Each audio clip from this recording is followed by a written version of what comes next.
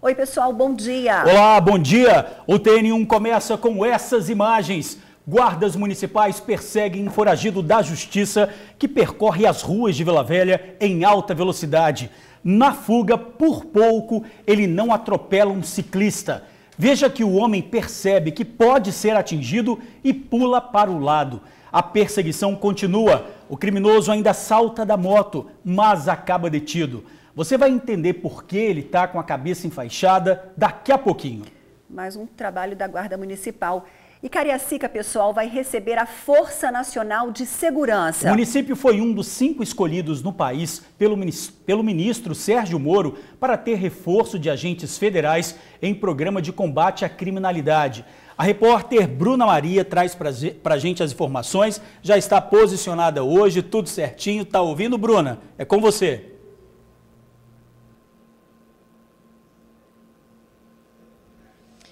Boa tarde, Ingrid. Boa tarde, George, e a todos que acompanham o Tribuna Notícias. Isso mesmo, Cariacica foi o município escolhido para receber esse projeto piloto da Força Nacional. E a partir do mês que vem, cerca de 100 homens da Força Nacional devem desembarcar aqui para reforçar a segurança em 16 bairros do município.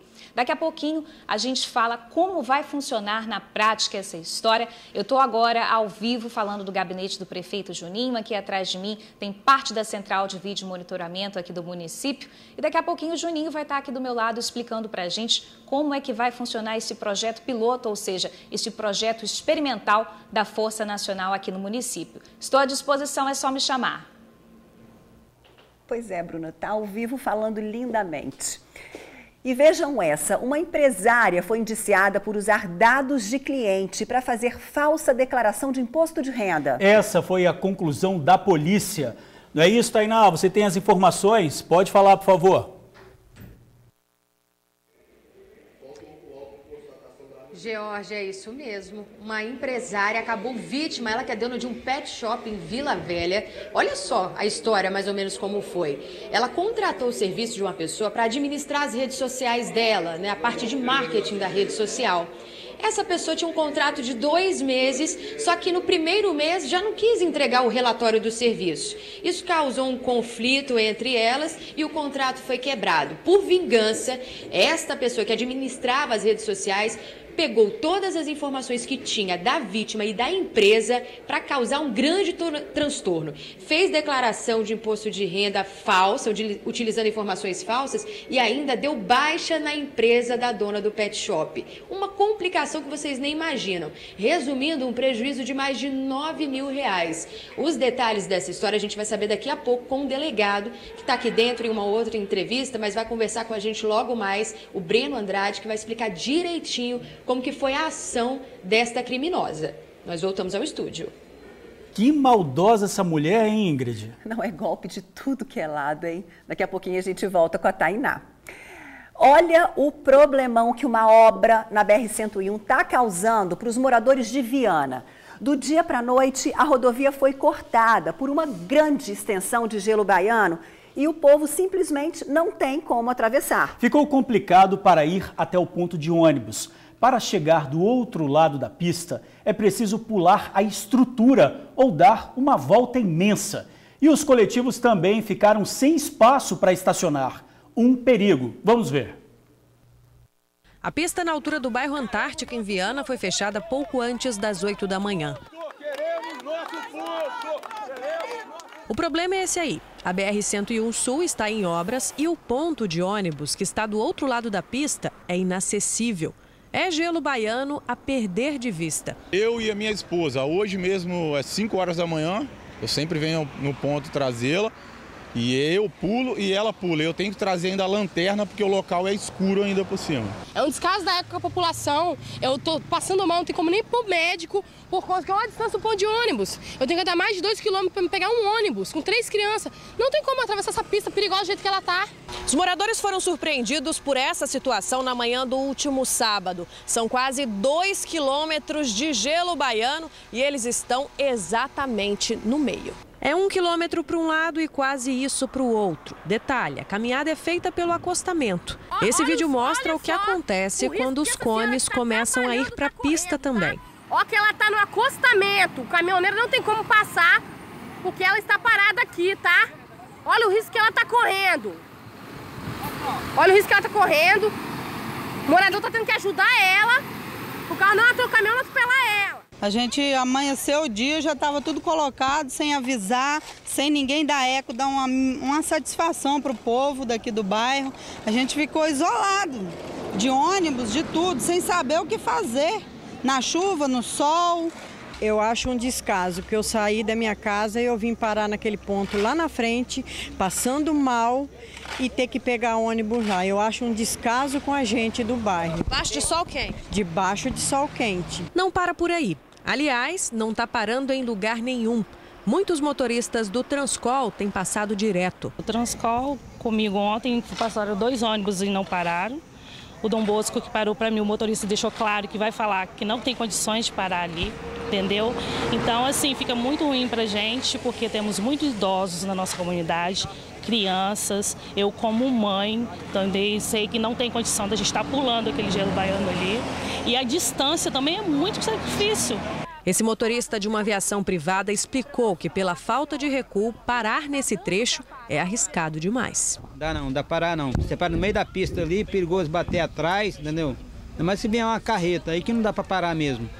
Situação complicada, tá? Essa aqui. Complicado, eles teriam que deixar um vão lá pra gente parar. Eu saí no sábado pela manhã, fui para a igreja e quando voltei o gelo baiano já estava lá na frente. Ainda questionei, falei, poxa, por que alguém não pediu para que eles deixassem uma abertura? Quando eu cheguei não tinha mais jeito. A gente não quer muito, só quer o direito de ir e vir. Olha, Georgia, é viver para mostrar os absurdos que fazem com as comunidades, né? Como disse a dona Beth, é o mínimo o direito de ir e vir. O que a gente se pergunta é como se começa uma obra, se planeja, sem planejar a segurança e levar em conta a rotina das comunidades da região, hein? Os moradores foram simplesmente surpreendidos e para lá de prejudicados. Vamos à resposta da Eco 101? Pois é, a concessionária que administra a rodovia diz que começa ainda hoje as intervenções no local, depois de ter sido autorizada pela Agência Nacional de Transportes Terrestres a instalar provisoriamente uma abertura nas barreiras que dividem a pista. Assim, vai permitir que os pedestres façam a travessia num local perto do novo ponto de ônibus.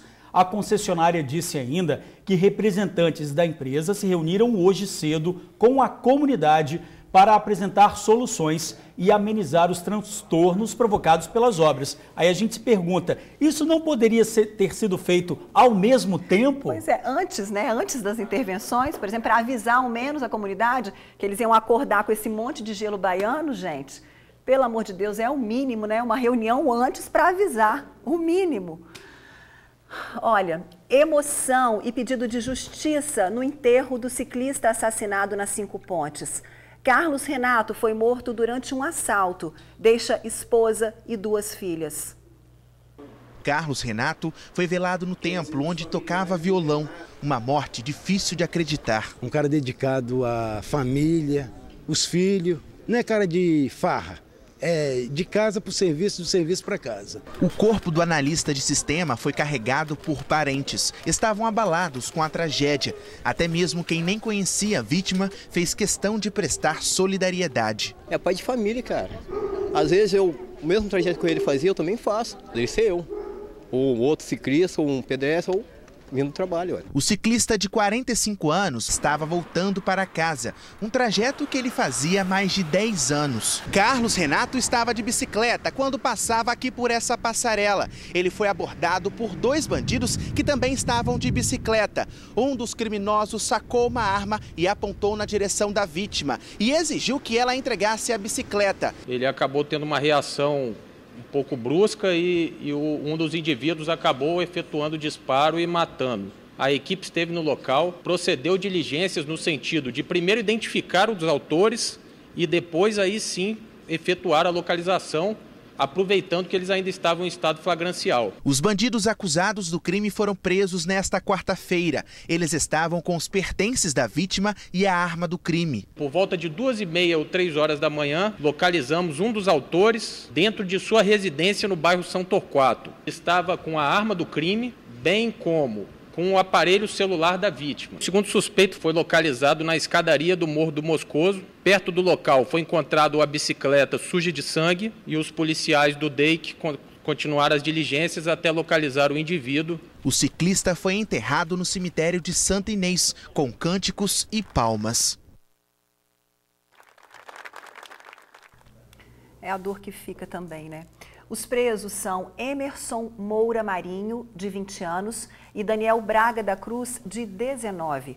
Um adolescente que teria abandonado a bicicleta roubada e um homem que teria encontrado a bicicleta também foram detidos. Agora a imagem da covardia e da revolta no centro de Vitória. Roda aí as imagens, por favor.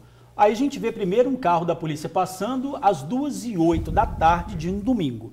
Esse homem, a Ingrid, desce, senta e espera, sabe o quê? Uma vítima. O idoso passa na rua Duque de Caxias, ele vai atrás e olha só, aproveita o momento que a viatura já passou e aborda o idoso.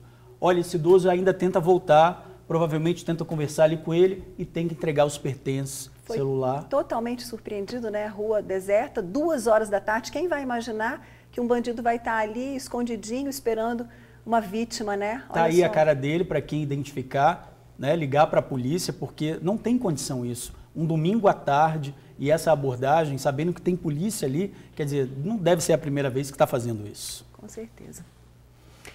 Agora, a gente fala de um caso gravíssimo. A idosa que teve o filho morto há 1 ano e que foi espancada há 17 dias. Ela foi encontrada morta a tiros dentro de uma casa. Pois é, a idosa foi atingida por um disparo no braço esquerdo, um no direito e um na cabeça. Há 2 semanas, quando nossa equipe esteve no local, ela disse que chegou a denunciar que foi agredida e ameaçada pelo vizinho. O corpo foi encontrado numa casa abandonada no bairro de Novo Horizonte, na Serra. Foi na terça-feira. A primeira informação é de que seria de uma mulher de 60 anos de idade, morta com um tiro na cabeça e um outro em cada braço. A mulher que morreu em Novo Horizonte já foi identificada. É Lucília Batista da Silva, de 74 anos de idade. A mesma senhora que eu entrevistei no dia 29 de abril, após ter sofrido um assalto e ter levado do assaltante pauladas na cabeça. Ela morava em Cidade Continental, na Serra, bairro vizinho a Novo Horizonte. Nessa casa humilde de 3 pequenos cômodos. No dia, recebemos essa foto. Foi logo após a agressão. Dona Lucília estava abalada. Tinha a cabeça com um grande corte. Sangrava. Acusava o vizinho das agressões por querer tomar a casa dela. Eu estava com a bolsa, com o dinheiro. Então, ele chegou, assim, de surpresa. Na hora ele falou assim, você tem dinheiro aí, velho? Você tem dinheiro aí? Aí eu peguei e falei assim, ó, rapaz, você não enche a paciência não, porque você tem esses costumes de estar avançando, não é a primeira vez que você está fazendo isso comigo, não. Aí eu falei assim, não é não, né? Aí ele pegou, parece que já veio lá intencionado com um pedaço de pau, que não é a primeira vez. Ele fez o que com o pedaço de pau? Ele sentou aqui na minha cabeça, aqui, ó, que abriu uma brechona e aquilo sangue fez assim, ó, cortou veia. Um dia ele jogou uma pedra tão grande assim, ó, ele já estava acostumado a entrar aqui e roubava cigarro. Meu filho, ele atacava meu filho na rua para pegar a moto. Na hora eu tonteei e o menino ele deve ter pegado minha bolsa, né? Porque não é a primeira vez que ele faz isso. A senhora já deu queixa? Já, tem boletim dele, já. Ele ficou 5 meses preso. Dona Lucília lutava sozinha, queria justiça para o filho que acreditava ter sido assassinado. O rapaz foi encontrado dentro da casa com uma corda no pescoço no ano passado, mas ela não acreditava em suicídio. O corpo franzino, debilitado pela idade, não impediu que ela tentasse fazer justiça. Vivia para isso. Semanalmente ia à DHPP. Disse até que foi ao Ministério Público Pedia justiça para o filho, ao mesmo tempo que pedia ajuda para si. Ela não tinha ninguém para protegê-la, mas não deixava de buscar seus direitos. E nesse caminho continuava sendo agredida. O autor, segundo a vítima, seria o vizinho, que a pressionava para deixar a casa. Em março, ele teria arrombado a porta e pego algumas coisas de dentro da pequena residência. Dona Lucília deu queixa sobre isso na delegacia do idoso. 43 dias depois, sofreu uma nova agressão. Essa senhora procurou ajuda, procurou seus direitos, mas acabou sendo mais um número na estatística da violência. Olha, fica aí uma grande interrogação em relação a esse caso, né? Dona Lucília perdeu o filho há 1 ano, ele foi encontrado enforcado dentro de casa, ela não acredita que ele se matou. E como será que foi essa investigação? A gente sabe que tem como saber se realmente a pessoa se matou ou não, ou foi um enforcamento forjado. E agora mais esse caso dela, Ingrid. Pois é, eu acho que as pessoas que estão em casa estão estarrecidas, chocadas, assim como todos nós. Porque a reportagem que a gente viu aí, ela foi muito clara. A dona Lucília semanalmente ia na delegacia porque incansavelmente queria dizer que o filho dela não se suicidou, não se matou. Quer dizer, foi agredida há 17 dias, a gente está vendo imagens fortes aí, né? A senhorinha agredida, ela denunciou, ela falou para a nossa equipe que quem fez isso com ela foi um vizinho que queria a casa dela, né? E agora, 17 dias depois que a nossa reportagem foi até lá, escutou a dona Lucília, o corpo é encontrado. A pergunta que fica é, será que isso foi investigado? Será que esse vizinho foi procurado? Ela disse que ele já ficou preso 5 meses, porque já tem boletim de ocorrência. A gente vê aí 2 casos, ela é idosa, ela é mulher, então nós temos a delegacia do idoso e nós temos a delegacia da mulher. Será que esses casos foram à frente? Será que é uma luta sozinha, né? Ela lutou sozinha por justiça? Nós procuramos uma resposta da Polícia Civil. A Polícia Civil disse que até agora nenhum suspeito do crime foi preso. O caso segue sob investigação na Delegacia de Homicídios e Proteção à Mulher. E disse ainda que outras informações não serão passadas para não atrapalhar os trabalhos. A gente volta a pedir aí a ajuda de moradores que realmente tiverem informação de um suspeito e se realmente souberem dessa história, né? A gente aqui não pode acusar verdadeiramente esse vizinho, mas se souberem dessa história, de alguma coisa que possa ajudar a polícia, que liguem aí para o Disque Denúncia e ajudem isso. Isso não pode ficar impune. De jeito nenhum. Bom, vamos ver agora a perseguição da Guarda Municipal de Vila Velha a um foragido da Justiça. O suspeito não atendeu a ordem de parada e fugiu em alta velocidade. Ele foi perseguido pelos agentes e por muito pouco não atropelou um ciclista. As imagens mostram que o homem percorre as ruas de Vila Velha numa moto em alta velocidade. Em um determinado momento, ele chega a atropelar um ciclista ao trafegar com a motocicleta pela contramão.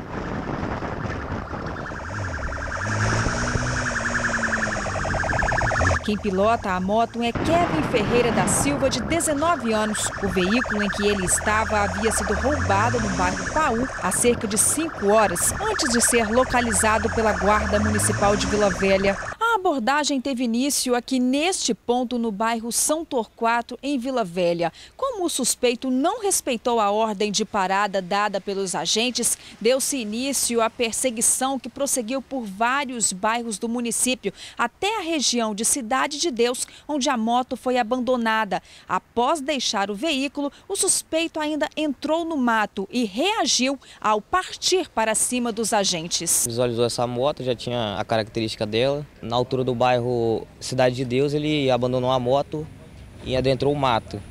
Aí a equipe foi chamada a apoio, aí em busca a equipe conseguiu localizar o indivíduo no meio do mato, tentou até resistir, né?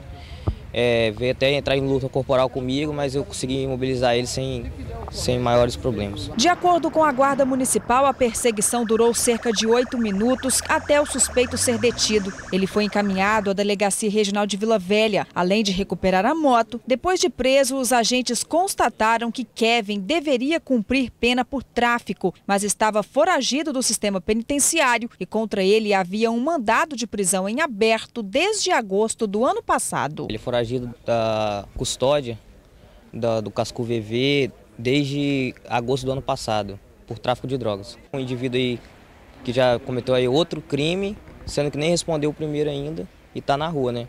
Fazendo outras vítimas, ocasionando aí talvez até um acidente fatal contra ele mesmo, contra a guarnição, pessoas da via. Felizmente é o Brasil que a gente vive, né?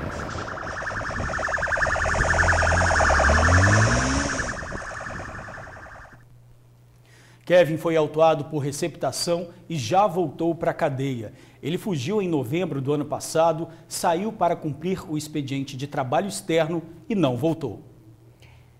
Então, pessoal, é golpe de tudo que é lado, né? Não.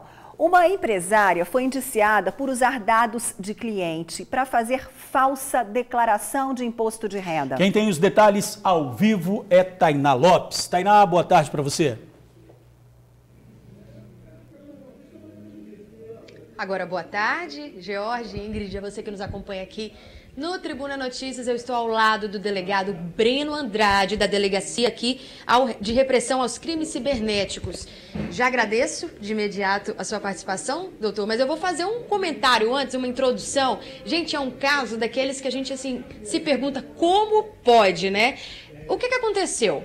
A dona de um pet shop de Vila Velha contratou uma mulher, uma administradora, para administrar a parte de marketing e publicações nas redes sociais. Tudo bem, o contrato de 2 meses, inicialmente, mas no primeiro mês, essa autora, né, identificada, vou pedir aí para colocar a imagem da autora, que a identificação do delegado passou aqui pra gente, a Raquel Priscila Paz Rodrigues de Almeida Carneiro, de 40 anos, foi identificada pela polícia como autora desse crime. Ela utilizou informações da dona do pet shop para fazer declaração de imposto de renda falsa, ainda cancelar, dar baixa na empresa.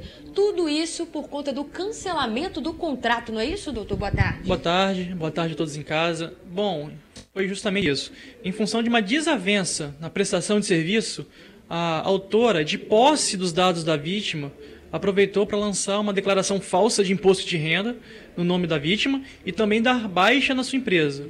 Ocorreu que essa falsa declaração de imposto de renda gerou para a vítima um imposto a pagar no valor aproximado de R$ 8.500, R$ 8.600, uma multa no valor de R$ 600 à Receita Federal, totalizando aproximadamente R$ 9.500, e até hoje o nome da vítima está no CADIM, um cadastro de pessoas que têm dívidas não pagas e vencidas e não pagas.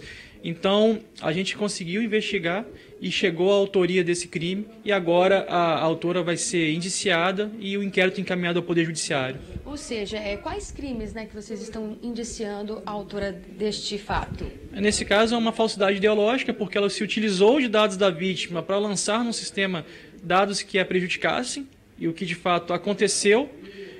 Então, ela vai responder em liberdade, e fora a esfera criminal, ela também tem a questão da esfera civil, relacionada a um dano moral, que ela pode responder considerando que o crime foi muito grave e os prejuízos para a vítima ficaram até na data de hoje. Bom, o delegado está falando assim até a data de hoje, porque esse caso foi em 2016, mas com todo o processo, todo o passo a passo que tem que ser seguido, né? A vítima até hoje tem esse prejuízo, amarga esse prejuízo. Agora, a gente vê também, a polícia também divulgou para a gente algumas conversas que tiveram ameaças. Isso, a investigação foi uma série de fatores. Em função da desavença, a vítima, na verdade, condicionou o pagamento do serviço a um relatório que a autora, para que a autora fornecesse um relatório da prestação do serviço. Esse relatório não foi feito e no dia seguinte a negativa de pagamento, às 8h34 da manhã, de um domingo aproximadamente, essa transmissão do imposto de renda foi feita e comprovada tecnicamente da residência da investigada. Ela foi ouvida aqui na delegacia, a gente a indagou em relação a isso. Ela disse que, a fim de tentar se explicar, que a própria vítima teria lançado essa declaração utilizando-se da internet dela, da investigada. Mas elas não moravam muito perto para o Wi-Fi ser disponibilizado. Embora ambas morassem em Vila Velha, no município de Vila Velha, não moravam. A vítima não tinha acesso a esse Wi-Fi e a gente ficou se perguntando. É muito curioso, né? Entre aspas, a pessoa lançar em nome dela o imposto de renda a fim dela mesma se prejudicar. Então, corroborado também com as ameaças que tinham trocas de ameaça, sugerindo uma ameaça, a autora disse que para a vítima tomar cuidado, se proteger. Então, somando tudo isso, a gente entendeu que sim, a investigada tinha responsabilidade em função de uma dívida, de um desacordo comercial que se desenrolou para uma esfera criminal. Todo esse problema, e sempre vale o alerta aqui às pessoas em casa. A gente orienta que a Polícia Civil hoje consegue identificar os responsáveis por esse crime. Então não é pelo fato de você cometer esse delito atrás de uma tela de computador dentro da sua casa que você não vai ser descoberto. Você vai ser sim descoberto, vai ser punido e responsabilizado criminalmente. Doutor, muito obrigada pela participação. A gente reforça, Ingrid e George, que infelizmente muitas vezes nós damos os nossos dados com muita facilidade, né? Lojas, cadastros, alguns pequenos serviços que a gente acaba disponibilizando, né? O nosso CPF principalmente, e muita coisa pode ser feita com o nosso documento, hein? Coisas que a gente nem imagina, como esse golpe que, sinceramente, para mim é novidade, viu? E para vocês aí, já ouviram falar em algum golpe semelhante a esse? Porque para mim é novidade, gente. Eu confesso que para mim também foi novidade. Pois é, e tem o golpe também do WhatsApp, que a gente vem falando, né, de você receber mensagem, ter que confirmar. Então, quer dizer, mandar dados, eles vão e clonam o seu WhatsApp. Um problema muito complicado. Bom, agora, Ingrid, um problema muito comum nas cidades e que sempre a gente fala são os noias que circulam por aí. E olha só que notícia interessante. O Senado aprovou o projeto que prevê a internação compulsória obrigatória dos usuários de drogas. O plenário do Senado aprovou ontem o projeto que promove alterações na política nacional de drogas. O texto segue para a sanção do presidente Jair Bolsonaro. Pois é, a proposta regula temas como a possibilidade de internação compulsória de usuários de drogas e o aumento da pena mínima para traficantes que comandaram organização criminosa de 5 para 8 anos de reclusão. E também incorpora ao SISNAD, o Sistema Nacional de Políticas Públicas sobre Drogas, outras situações. Pois é, a internação involuntária poderá ser pedida por familiar ou responsável legal, servidor da área da saúde e assistência social, formalizada por decisão médica ou dependente químico, poderá ser internado compulsoriamente por até 90 dias para ser desintoxicado. Pois é, interessante a gente falar, né? Você falou sobre os noias e você imagina quantas famílias, também é uma vitória para as famílias que lutam contra a dependência, né? Porque a gente sabe que muitas, a gente já mostrou aqui inúmeras mães que são agredidas, são até mortas, né? Foram até mortas, inclusive, por dependentes químicos que não queriam tratamento. Ou seja, é uma decisão muito importante. Pois é, com certeza. Então vamos esperar aí que o presidente sancione essa lei para que realmente aí a gente possa andar tranquilo pelas ruas. E um detalhe é que para que o tratamento seja interrompido, vai ser necessário solicitar um médico. Ou seja, um médico vai ter que dar o laudo, né, de interrupção do tratamento. Antes a família poderia tirar esse usuário, esse dependente químico, e de repente ele nem estaria desintoxicado, nem, né, não deveria suspender o tratamento. Importante isso. Bom, e agora uma denúncia grave de moradores de Paúa, em Vila Velha. Cachorros estão sendo abandonados no bairro e ficam vagando pelas ruas. Mas isso nem é o pior. Tem gente tão incomodada com a situação que está colocando veneno para matar os animais. Uma crueldade. Os cães fizeram da praça o lar e muita gente se incomoda com isso. O resultado tem sido esse. A imagem é forte. Este cão não sobreviveu após ser envenenado ingerindo alimento misturado com popular chumbinho. Eles estão matando mesmo, sem dó nem piedade. O pessoal vem abandonando direto aqui, passa de carro, abandona, vai embora e os cachorros ficam perdidos, né? Igual você está vendo aí, os que nós temos aí na pracinha aí, abandonado, não morde ninguém, não ataca, mas o ser humano está muito cruel, né? Aqui em Paú, caso de envenenamento de cães não é novidade. Desde o ano passado, nós estamos mostrando esse problema. Quem zela pelos bichinhos diz que já acionou por diversas vezes os órgãos competentes, que nada fazem para acabar com essa situação. É uma cena muito doída, porque a gente sabe como o animal sofre entendeu? Então a gente queria assim, pedir por favor para as pessoas pararem de fazer isso. Elas têm que ser punidas, tem que dar uma solução. A praça é cercada por câmeras que poderiam ajudar a esclarecer alguns crimes contra os animais. Só que elas não funcionam. Enquanto isso, os cães são abandonados na Praça de Paú e assassinados. A pessoa que está fazendo isso, que ela tenha compaixão por esses animais, porque eles não são cães de rua. Eles são cães que foram abandonados, eles tinham uma família, eles tinham um lar e eles foram abandonados aqui. Se a pessoa está insatisfeita com os animais aqui na pracinha, que ligue para a ouvidoria de Vila Velha, no 162, e reclame, porque quanto mais pessoas reclamarem da situação, mais eles vão tentar providências. Que maldade, gente. A Prefeitura disse que equipes da Guarda Municipal já estão alertas em relação ao problema. Em casos de flagrante, os responsáveis pelas mortes serão levados à delegacia, já que maus tratos a animais é crime. Denúncias podem ser feitas através do telefone 3219-9929. Em relação às câmeras que não funcionam, a Prefeitura disse que os equipamentos estão passando por manutenção. Cariacica vai receber a Força Nacional de Segurança, Ingrid. Então, o município vai ganhar reforço de agentes federais no programa de combate à criminalidade. Quem fala ao vivo com a gente sobre isso é a repórter Bruna Maria. Bruna, o prefeito Juninho está satisfeito aí com a novidade? Boa tarde.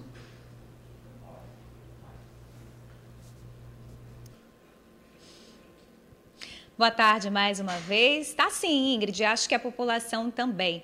Olha só, a Força Nacional já está chegando aqui em Cariacica. Mês que vem, em junho, eles desembarcam aqui para reforçar a segurança em 16 bairros do município. Quem vai explicar para a gente melhor como essa história, esse projeto piloto, ou seja, projeto experimental, vai funcionar, é o prefeito Juninho, que já está aqui comigo. Juninho, que esteve ontem com o ministro Sérgio Moro em Brasília. Juninho, boa tarde para você, seja bem-vindo ao Tribuna Notícias, primeira edição. Vamos explicar então para todo mundo que está em casa como vai funcionar na prática esse projeto piloto Força Nacional em Cariacica a partir do mês que vem. Boa tarde, Juninho. Bem, boa tarde a todos que nos assistem. Esse projeto, ele na realidade teve início há 3 meses atrás, mais ou menos, onde não seria a cidade de Cariacica definida como nome se levasse em consideração só a questão dos índices de criminalidade, e a cidade de Cariacica acabou sendo escolhida porque também levou-se em consideração a questão da vulnerabilidade social, a questão do IDH e também do posicionamento geográfico, além da relação em que o governo municipal tem a relação com o governo do estado, com os programas já desenvolvidos na área da segurança. Então, essa interlocução favoreceu muito para que a cidade pudesse estar com o projeto piloto, além das ações que a prefeitura já estava disponibilizada a fazer. Uma delas é a criação da Guarda Municipal, e que nós tivemos oportunidade ontem com o ministro Sérgio Moro de entregar a ele para que agora seja adequado com a visão do governo federal e ajuda, apoio na implantação, porque depois a manutenção fica por conta do município, e também da plataforma de inteligência, que vai ampliar muito a nossa central de vídeo monitoramento e também das relações, podendo inclusive acoplar câmeras privadas, e isso a gente consegue dar respostas em tempo real. A gente levando em consideração que a segurança pública é obrigação do governo do estado, a gente percebe que os municípios têm que fazer a sua parte também. Então, hoje, uma das coisas que foi cobrada nossa seria o que o município pode fazer para contribuir para que o programa possa ser melhor implantado. Recurso financeiro do município não foi exigido. Isso é a primeira coisa. Segunda coisa, houve um respeito com as ações tanto do governo do estado quanto do município. Então, se respeitou a característica. Terceiro, nos perguntaram o que a cidade estava fazendo. Então, o projeto da Guarda Municipal nós entregamos, nós levamos, fomos a única cidade que levamos essas propostas já de antemão. Nós levamos também a nossa proposta de troca de todas as lâmpadas do município, que são mais de 30 mil pontos para LED, e isso, assim, nós já estávamos já havíamos iniciado todo o processo e nós vamos tocar. E isso acabou ajudando muito. Além disso, são mais de 150 ruas que nós estamos pavimentando ao mesmo tempo na cidade. Os acessos, outra coisa que eles nos perguntaram. Hoje eu assino um contrato de recuperação de asfalto, que é tapa-buraco, recapeamento, são mais de 16 milhões. Tudo isso sem recurso da Força Nacional. E aí veio uma outra situação. Quando é que termina essa fase de planejamento? Termina agora no dia 28 de junho, que as equipes estão lá de todas as cidades que foram contempladas.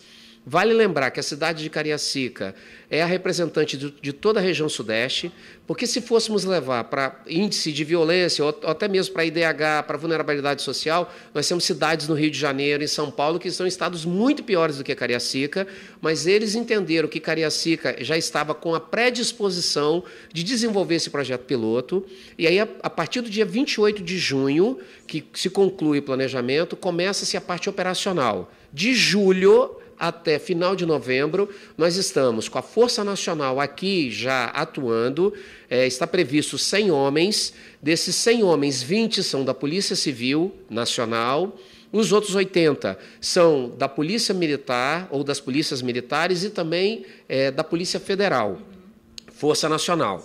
Nós temos ainda Polícia Rodoviária Federal, que já atua aqui, e Polícia Federal, que também atua aqui. Bacana, Juninho. Agora, não tem como a gente deixar de falar também dos bailes do Mandela que a gente mostra aqui. Força Nacional vai atuar nisso também? Força Nacional vai atuar em vários critérios. Não abre mão, o ministro Sérgio Moro deixou muito claro, não vai abrir mão de tirar de circulação os criminosos que estiverem cometendo delitos não só nos bairros que foram contemplados inicialmente, que são 16 bairros, mas também em toda a cidade de Cariacica. Bacana, Juninho. Muito obrigada pelos esclarecimentos, pela participação ao vivo. É isso, gente. Força Nacional em Cariacica a partir do mês que vem. Eu continuo aqui ao vivo à disposição. Precisando é só chamar. Valeu, Bruno. Obrigado. Bom, o que a gente espera realmente é que os moradores de Cariacica, assim como de todo o Espírito Santo, tenham mais segurança e tranquilidade para morar nas suas casas, ir e vir, escola, trabalho. Exatamente, você resumiu bem, né? Além de segurança, não adianta só polícia na rua, não é? Força Federal nas ruas, é preciso toda uma estrutura aí, emprego, geração de renda e tudo mais, projetos sociais também, é claro, né? Pessoal, e o tempo? Deu aquela virada e tem previsão de chuva forte para todo o estado até o fim de semana. Veja com Carol Fernandes. O tempo fechou daquele jeito. De uma hora para outra, a chuva apareceu e o que não faltou foi gente sendo pega de surpresa. Eu saí cedo, não estava chovendo. Vim lá de Guarapari. Nós não sabia que ia chover, nós estamos chegando agora. E agora, como é que faz? Agora a pé. Estava avisado, né? Desde ontem. Sabia, estou bem informada. Assistir as programação, né? A reportagem, ficar por dentro. De qualquer forma, essa é daquelas surpresas quase sempre bem-vindas. É muito bom, né? Refrescar no calor, né? E vem muita água por aí. A previsão é de que Vitória acumule até domingo de 100 a 200 milímetros de chuva. Volume muito acima do normal para essa época do ano. Essas quantidades de chuva elevadas podem causar transtornos. De acordo com o Climatempo, o risco de alagamentos e enchentes é alto. É importante ficar de olho nos alertas da Defesa Civil. Eu confesso, não sei você, mas eu estava com saudade de um tempinho mais frio. Você estava também? Você não, gosta? Com certeza, aquele calor infernal, em pleno não verão, não é, tem gente? condição. Em pleno outono, a gente querendo um tempinho mais fresco. Pois é, então ele chegou, né? Na Grande Vitória, previsão de um dia com muitas nuvens e chuva a qualquer hora. Temperatura mínima de 22 graus. No sul, mínima de 20 e máxima de 26. Então, como disse a Carol, vai dar uma esfriadinha aí. Bom sair prevenido. Só não precisa chover demais, né? Chover onde tem que chover bastante, mas na Grande Vitória, esses lugares que já tem grande problema por causa da chuva, não precisa chover tanto. Faz friozinho sem chuva. Isso. Pronto. Olha, em Guaçuí, servidores foram presos numa operação que investiga fraudes na Prefeitura e na Câmara. As investigações apontam que a organização criminosa era formada por servidores públicos de diferentes setores da Prefeitura e também da Câmara de Vereadores. Eles atuavam principalmente fraudando processos licitatórios Até agora, 6 mandados de prisão preventiva e 13 mandados de busca e apreensão foram cumpridos. Por meio de nota, a Prefeitura de Guaçuí disse que não sabe o motivo da operação, mas colabora com as investigações. Bom, olha só, é triste falar sobre isso, Ingrid, mas tem muita gente que só lembra do próximo quando precisa de alguma coisa ou tem interesse em algo. E isso também se aplica em algumas profissões. É triste, né? Um estudo científico mostra que alguns trabalhos são invisíveis para a maioria das pessoas. Ou seja, não há valorização de quem trabalha. E hoje, no Dia do Gari, a conscientização vem de um grupo de alunos. Veja na reportagem de Felipe Chicarino e Bruno Passos. Eles estão por toda parte. Trabalham com uniformes nada discretos, mas mesmo assim são invisíveis para uma parte considerável da sociedade. Muitas pessoas às vezes ignoram, entendeu? Às vezes faz vista grossa, muitas pessoas falam com a gente muito bem, entendeu? Mas tem outras pessoas não, tem pessoas que não distratam a gente. O caso relatado pelo Antônio, infelizmente, não é um fato isolado. O cientista Fernando Braga, do Departamento de Psicologia Social da USP em São Paulo, fez uma pesquisa que comprovou que alguns profissionais são considerados invisíveis na sociedade. Algumas pessoas passam por eles, não os notam, nem olham para eles. Dentre esses profissionais está o Gari. Ao conversar com eles, descobre-se que a invisibilidade é diária. Passa, as pessoas nem percebem que você está trabalhando, nem finge que você não está te vendo ali, né? Isso é de vez em quando ou é sempre? Não, diariamente, todos os dias. Hoje, a invisibilidade não foi protagonista, pelo contrário, ela foi ofuscada pelo carinho e pelo canto deste grupo de estudantes do Colégio Adventista de Vitória. Não chore se o mundo ainda não notou, já é o bastante Deus reconhecer o seu valor, você é precioso. Dia 16 de maio é comemorado o Dia do Gari.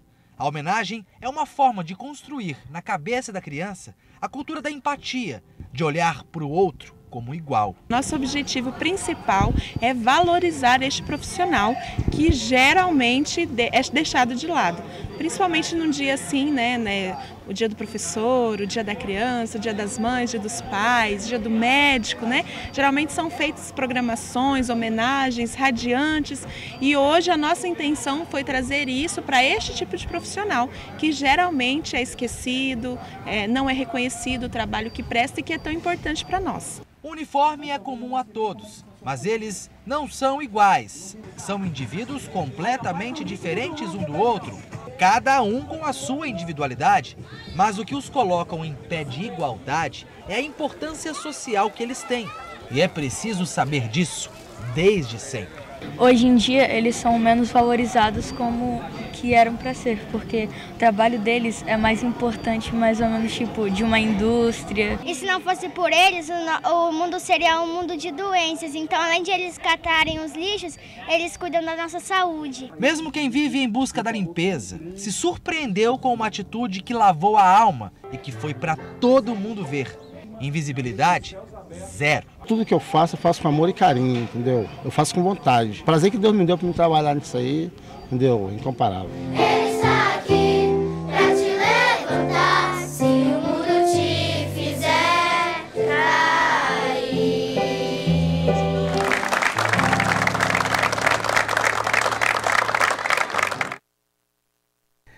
Fofura, eles estão por toda parte. Se não fossem vocês, Garis, o mundo seria doente. Então foi um resumo perfeito dessa aluninha aí que eu adorei também. Pois é, que a valorização também pudesse ser em tudo, né? Em salário também, já que o salário é baixo. Então que essa análise aí seja bem maior do que simplesmente só parabéns. Isso aí.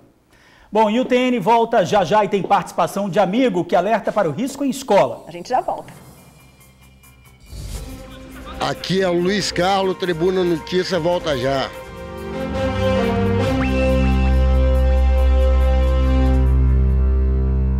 A gente volta com a reclamação da Tereza, moradora do bairro Porto Novo, em Cariacica. A reclamação é essa aí, olha. Segundo ela, a escola Hilda Scarpino foi condenada pela Defesa Civil e precisou ser fechada há cerca de 2 anos. As condições são bem ruins, de abandono mesmo. De acordo com os moradores, o local está servindo de abrigo para moradores de rua e até agora nada de reforma.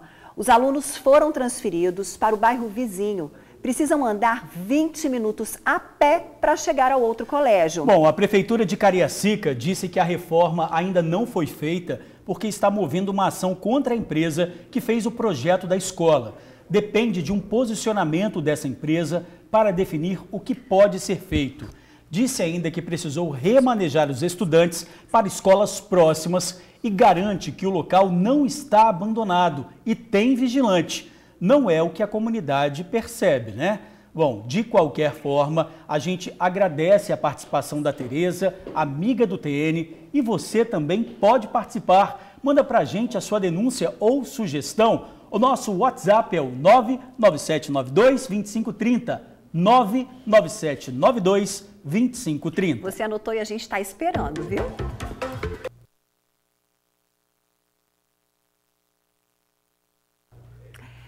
Pois é, pessoal. Veja na telinha as vagas de emprego do dia. Vamos ver aqui na tela? Advogado tributarista, agente de registro, analista de comunicação, assistente administrativo, atendente de televendas, auxiliar de laboratório, estoquista, gerente, técnico em segurança do trabalho e vendedor internacional. Cadastro no site selecta-es.com.br. Boa sorte para você.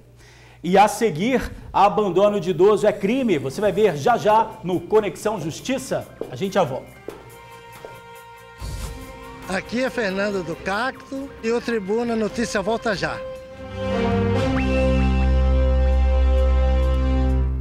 Pessoal, hoje pela manhã houve um princípio de incêndio no edifício da Avenida Marechal Campos, no bairro Consolação, em Vitória. O prédio foi evacuado para o trabalho do Corpo de Bombeiros. As chamas foram rapidamente controladas. O fogo começou no quadro de distribuição do ar-condicionado e, felizmente, ninguém ficou ferido. E não é a primeira vez que isso acontece no edifício. Em janeiro, também teve um princípio de incêndio no mesmo local, a parte administrativa do Banestes. Naquela vez, o fogo teria começado no painel de cabeamento de telefonia e internet na recepção do prédio, mas foi logo controlado. As atividades no edifício já foram retomadas. O Conexão Justiça de hoje traz um tema muito triste: maus tratos e abandono de idosos. Isso é crime. A dona Marta, que já era doente, caiu, quebrou o fêmur e sobrevive com a ajuda de vizinhos, porque os filhos não fazem questão de cuidar dela. Marcele Altoé mostra o que deve ser feito em casos assim.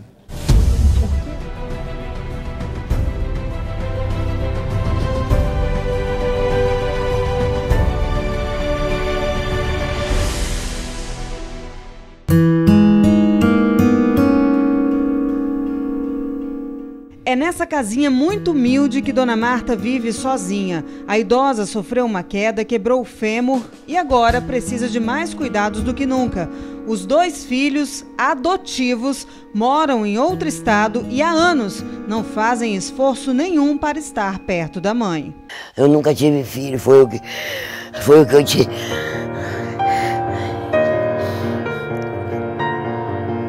Foi o que eu tinha na minha vida, foi eles. Nunca tive filho meu, não. Não tem como dizer que não é filho, eu só sinto que eu sei que eu não parei, mas que eu tenho coragem de dar minha vida por eles, eu tenho. Eu tô sentindo a rejeição, abandono, tô achando muito triste o que estão fazendo comigo.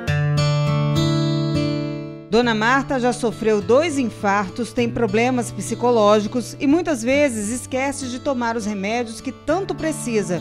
Depois que quebrou o fêmur, mal pode sair da cama. Alguns vizinhos viraram anjos na vida dela. Eu vejo nela uma pessoa da minha família. E se alguém da minha família precisasse, um pouquinho que eu puder fazer por ela, eu vou fazer. Eu falo com a Dona Marta, não precisa, a senhora não me dar nem R$1 por nada que eu fizer pela senhora. Eu não quero. Ela me oferece alguma coisa, o pouco que ela tem, ela ainda me oferece. Pra você ter noção, eu sou desconhecida, eu tô de fora da casa dela. E o pouquinho que ela tem, ela ainda consegue oferecer. E do mesmo jeito que ela fala comigo, que o que tiver aqui na casa dela eu também vou comer, eu digo a mesma coisa para ela, que o que tiver na minha casa ela vai comer também. O caso da dona Marta, infelizmente, é o de muitos idosos. Uma situação triste que emociona muito, porque geralmente são pessoas que trabalharam duro uma vida inteira para dar o melhor para os filhos e no momento que mais precisam, se veem assim sozinhos. E a lei cuida dessa situação, viu? Dependendo do caso, o filho pode responder por maus tratos e abandono. O idoso, ele tem uma situação peculiar, ele vive numa situação de maior vulnerabilidade, que existe um certo cuidado. A família tem o dever principal de cuidar da pessoa idosa, da dona Marta, na situação que ela está. Dona Marta disse que raramente o filho envia mensagem de texto para o celular dela. No caso dela, ela vive o abandono. A mensagem por si só não é o suficiente para configurar a presença dos filhos. É importante ressaltar que o amar é faculdade, mas o cuidar é dever. Então eles têm o dever de cuidar e de prestar a assistência que ela necessita.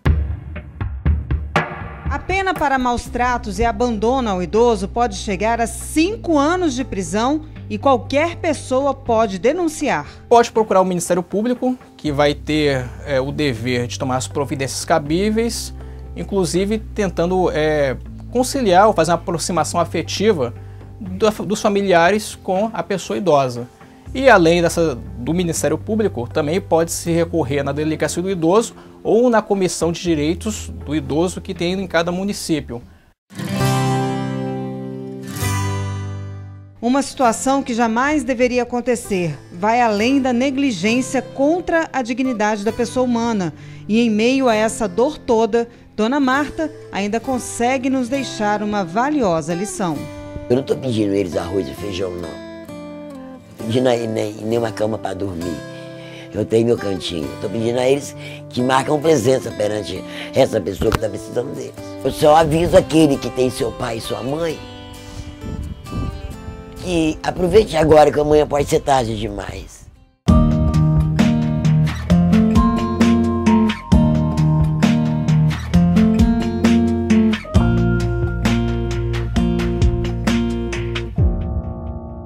Disse tudo, Dona Marta. Depois que as pessoas se vão, não adianta mais querer fazer o bem a elas, não é não?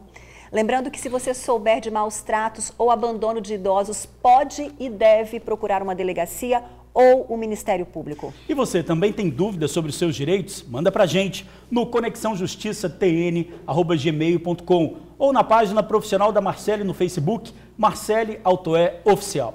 E a gente fica por aqui. Obrigada pelo carinho, pela audiência. Um beijo grande para você e até amanhã. Obrigado por assistir ao jornal, pela companhia de sempre. Agora você fica com o Ronda Geral e a Débora Moraes e a gente espera amanhã, 15 para meio-dia. Até lá.